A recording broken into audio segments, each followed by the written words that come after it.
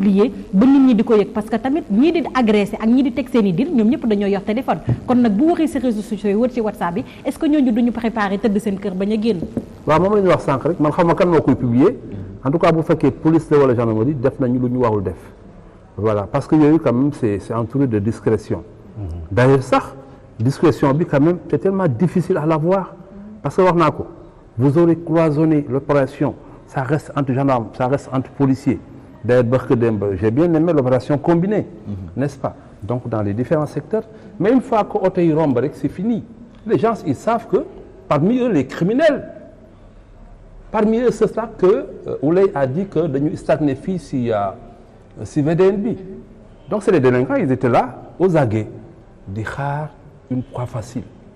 c'est comme ça qu'ils opèrent maintenant bu ñu gisee ay camions police gendarmerie là parce qu'ils sont comme vous et moi bien équipés et tout hein n'est-ce pas parce que fii Sénégal dañu bëgg apparence alors que le délinquant c'est pas quelqu'un là le tas de muscles etc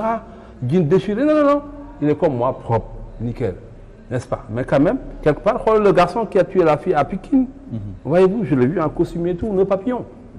ok hein? Donc ça tu te diras même pas que voilà ça là tu l'aurais vu 2 jours avant da nga naan kii du moo def lii également il faudrait quand même ñuy bàyyi xel ci pression sociale yi parce que loolu moom il a été victime de ça voilà da nga war a ngénte dañu ndeyale dañu yebbi sa morom bi am na ko amul voilà que et cetera parce que yàgg na détourné fi mu daan faral di liggéey. waaw mais je parle en général je parle pas de Ba sax lui-même pression sociale également dafa habiter jeunes yi parce que quand même boo demee ba amoo loo lekk am na ñoo xam dañuy xëy du ñu naan sax lu ñu naan benn café Touba c'est 50 francs et puis def pendambe xam nga léegi le petit déjeuner il est révolutionné avant ku nekk da nga doon ndekkee sa kër mais léegi laa dégg dañuy jëndi ndekki man boo ko bi leen moom mosu boo ko xam dañuy jëndi ndekki dañuy jëndi reer alors s'il faut le faire soi-même mais écoute il faut aller chercher des sous comment t'as pas de travail c'est pas en fait du prétexte pour mal faire mais quand même c'est tout juste pour dire que lii moo justifié véritablement agression yu bari ni police lëkkaloowee ak gendarmerie askan wi dañu jàpp ni dañu lajji ndax bu ñu demee woo seeni caméra génn di jàkkaarloog askan wi wala sax ñañu ci jàpp nee nañu ay innocent la ñu jël gàddu leen ramassé ndax defkat yi ñu ngi ci biir toog waaye leneen nit ci li ñu ciy jàpp rek mooy condition yi nga xam ne ñoom war nañu ko am ci seen bërëbu liggéeykaay moom matul ndax duñu ko génne di ko wax waaye askan wi bu ñu toogee am jafe-jafe ci guddi woo leen dañuy bañ a sacrifier seen bopp yi génn ndax conditions yi ñu nekkee moo dul baax tendee la mu ngi koy wax léegi. waaw dëgg la bon loolu moom lu ñu xam la c'est-à-dire que si dëkk yi mel ni comme Sénégal fu lépp matee dafa jafe gisuma corporation boo xam ne dañ naan alhamdulilah lépp mat na ku nekk da nga koy xool si sa bopp n'est-ce pas bon loolu am na bi si des donc ramasse bi ñuy def jàpp ay nit ñu bari ba pare après dañ leen di bàyyi mais ñoo ñu jàpp mais c'est des gens qui sont des couche-tard wala ñu liggéey woon guddee wàcc alors que même parmi ce monde là bu fekkoon ne gendarmerie wala police en tout cas gendarmerie def nañu li ñu waroon def parce que am nañu ay fichiers il y a des personnes qui sont recherchées bu fekkee seen fiche xool nañu ko ñu ne voilà Amadou Ndiaye mii ñuy jàpp kat ramasse ko bokkoon na suñu personnes yi ñu recherché mais en général quand on fait les états dañ naan jàpp nañu 25 pour donc détention d'armes blanches parfois même sur tout ce groupe là ay deux ngay dégg ñu def infraction détention de chanvre indien tout le reste défaut de CIN ba foofu laa bëgg a taxawee parce que voilà tudd nga léegi fichage bi nga xam ne buñ ko tuddee noonu bi nga def Kër Massar xalaat nañu ni bopp man sama peut-être sama gis-gis la est-ce que le manque de fichier de personnes poursuivies ou le fichage de délinquants boo xam ne ñàkk nañ ko Sénégal nekkul benn facteur aggravant parce que pour la plupart ñenn ñi nga xam ne def nañu crime parce que bu dee crime la dem jàpp nit jam paaka bu amee accidentel la plupart du temps crime yi ñuy gis yu metti yi ñu ko def mooy des gens aguerris bu ñu xoolee bu baax dañuy gis ni c'est des gens qui sont passés par la cage prison pour faits yu similaires est-ce que fooguñu ni bu ñu amoon tey fichier yu bien yoo xam ne répertorié nañ selon le modus operandi selon nit ki naka lay reyee moom mentalité am nan la ban zone la nekk dañu mën a permettre suba bu problème yu mel nii amee ñu xalaat nañu di agressé nit ak paaka jam ko paaka ak moto daw xalaat nañu di kii de Ousmane Diop rek moo mënoon def lu mel noonu. est-ce que lu tax Sénégal mënuñu yegg ci loolu. bon loolu déjà balaa ñu seeg Babacar dafa am loo xam ne moo war a jiitu. d'abord ñu def benn fichier généralisé n'est-ce pas. parce que tey xam nga keroog ñu ngi wax donc police scientifique moo jàpp booy bi nekk Pikine non du police scientifique. un enquêteur d'abord il faut être intelligent sinon c'est pas la peine. parce que déjà il faut nga am ascendant psychologique donc par rapport ak personnes yi nga xam ne dañ leen di moom la ñu mettre en cause parce que quand on sait que souvent je parle du recrutement le gendarme le policier il est recruté sur la base du BPC. vous avez BFM. Une personne mise waaw BFM vous avez une personne mise en cause qui a la licence parce que quand même dafa am loo jubu du wes ma nga dem ba nekk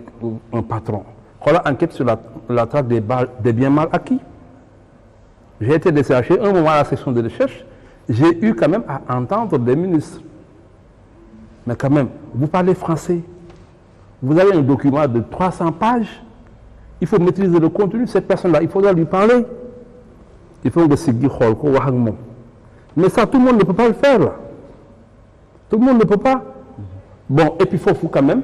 une fois que vous faites cette faille-là dans les yeux vous maîtrisez là déjà vous êtes en train en tout cas complètement de passer à côté donc c'est important que déjà formation bi ñu accentuer ko ci loolu.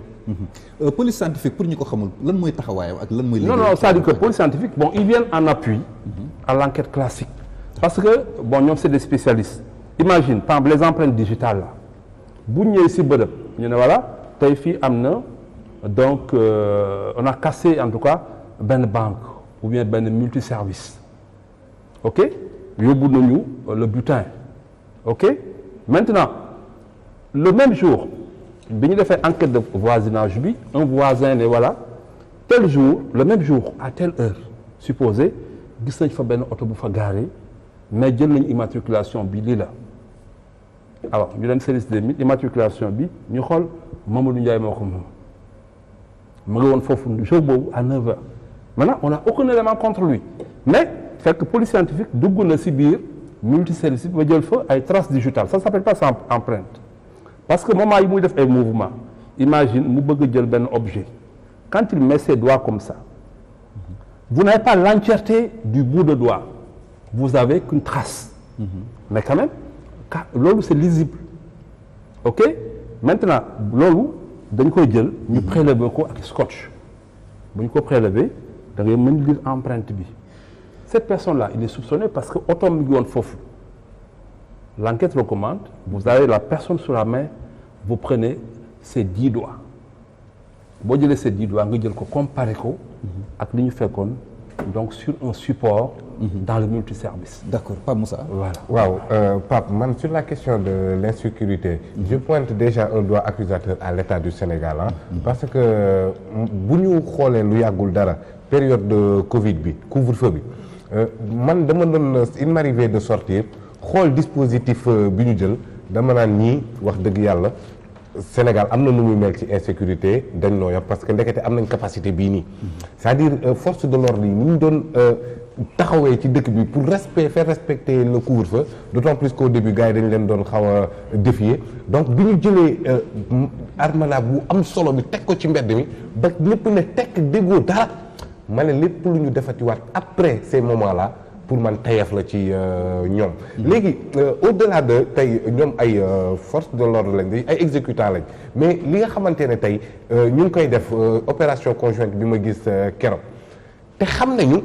pour ne pas utiliser l'expression de Babacar ay sanctuaire de kii mais am na zone yoo xamante ne ñoom xam nañ ko xam nañ ne moom mooy zone yi nga xamante ne foofu moom moo ëpp une forte criminalité mais pourquoi zone yooyu noonu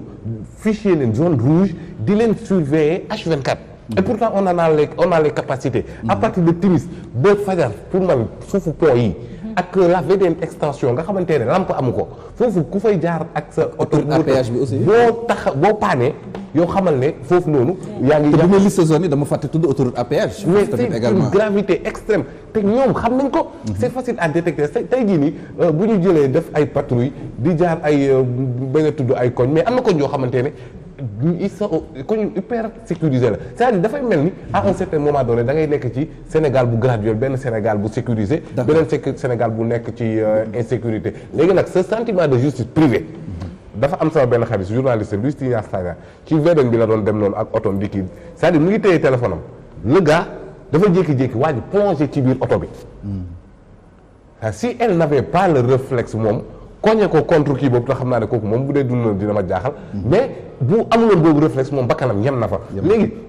naka la ñuy def ba ki nga xamante ne mi ngi ci koñ bi délinquant nekk fi mu boole ko wala mu dénoncer ko pour participer à la sécurité xëy suba kooku génnaat du jour au lendemain war a jàkkaarloo ak kooku noonu loolu moom moo tax tey sentiment de justice privée boobu